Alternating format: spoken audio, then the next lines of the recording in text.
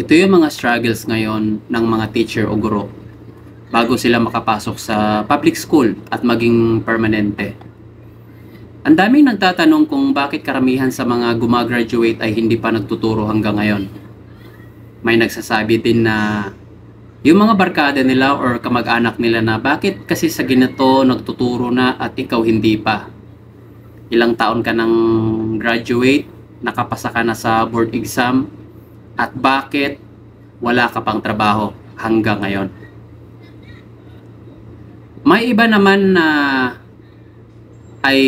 yung classmate nila ilang taon na sa DepEd at ikaw naman ilang taon ka na ding tambay. Hindi sapat na nakagraduate ka at license holder ka, lalo na kung pagiging teacher ang kinukuha mong kurso. Minsan nakakarindi na ang mga tanong. Yung mga tanong na paulit-ulit na lang. Minsan tumatahimik na lang yan sila. Kasi paulit-ulit din naman yung mga sasabihin nila at hindi maiintindihan ng iba. Kapag nag-a-apply ka as a teacher or guro dyan sa Pilipinas, hindi ka lang board passer para makapagturo ka na sa public school. Para sa kalaman po ng marami, ang daming kailangang pagdaanan bago ka magiging teacher sa public school. Una, dapat let passer ka. Sunod, kailangan mong isumite yung mga application requirements, which is hindi lang isang papel ang kailangan dito. Dapat dumaan ka muna sa RQA test. Yung RQA test ay may specific points na kailangan mong abutin. Magpaparanking ka, sakop na dun yung ipapakita na pagde-demo. Mag-exam ka ulit at interview. At kapag nakapasa ka na sa RQA at nagbabakasakali na magka-item, yung item naman ay dapat makuha mo para ma-hire ka as a teacher 1 or good as permanent teacher. If wala kang item makuha for this year, nakakalungkot na man, sunod apply ka ulit. At ganyan ulit ang gagawin mo o gagawin nila.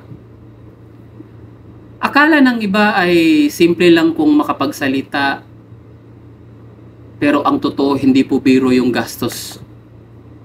Yung pag-aayos pa lang ng mga papel hanggang sa pagdedemo, isama pa dyan ang kaba nila, pressure, pagod at efforts.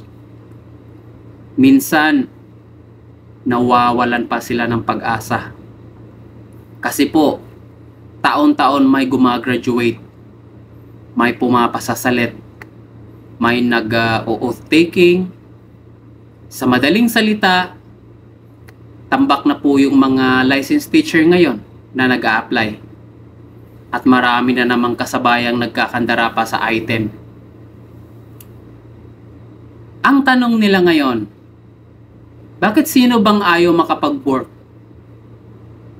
May instance pa na if gusto nilang mag-apply ng ibang trabaho at mag-apply sila sa mga private school habang naghihintay sila ng item, ay hindi sila matanggap-tanggap. Kasi alam nyo kung bakit? Sasabihin lang ng mga private school ay hindi sila tatanggapin, baka daw biglang magka-item at magre-resign din. Nagiging tambay sa kakahintay magka-item. Yung iba naman mag-i-expire na lang at hindi pa na-hire. May masasabi nating 1 taon, 2 taon, 3 taon at mahigit pa. Kaya sa mga nagtatanong, hindi lang po sila basta naghihintay para makapagturo agad. Marami pong proseso ang kailangan pang pagdaanan. Huwag naman sana po nating gawin na mang-down, kundi ibigay na lang ang inspirasyon sa mga nagbabakasakali sa buhay. Kaya para sa mga kamag-anak or kasama sa pamilya na may ganong sitwasyon, maging pasensyado po tayo. bigyan natin sila ng pag-asa. At para naman sa mga hindi pa nakapasok sa DepEd, laban lang sa hamon ng karera ng buhay. Malay ninyo, ngayong taon, kayo naman ang aarangkada. Huwag mawalan ng pag-asa. Okay? Okay. Paalam.